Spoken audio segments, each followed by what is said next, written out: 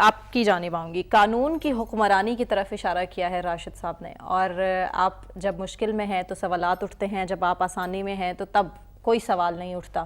اب آپ کے مطابق سزا معطل ہو جاتی ہے تو ضمانت کے چانسز ہیں؟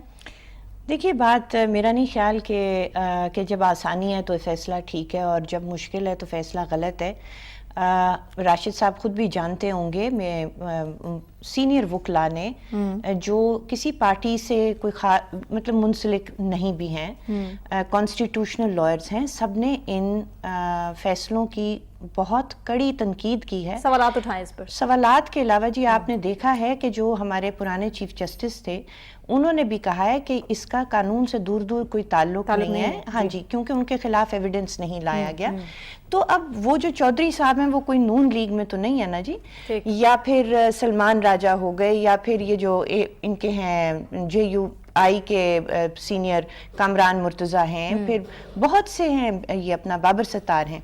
بات یہ ہے کہ جو دیکھا گیا ہے کہ جہاں سے سٹارٹ ہوا تھا, جس طریقے سے جے آئی ٹی بنی, پھر جب واٹس ایپ کا استعمال, پھر یہ جو کیسز چلے, جس طرح سے ایویڈنس ریکارڈ ہوا اور اس میں سے کچھ نہیں نکلا, پھر بھی فیصلے ان کے اگینسٹ آئے, جس طرح ان کو بار بار باہر جانے سے روکا جاتا تھا, اس سے ایک پبلک میں بہت گہری پرسیپشن بنی ہے کہ ان لوگوں کو انصاف نہیں مل رہا.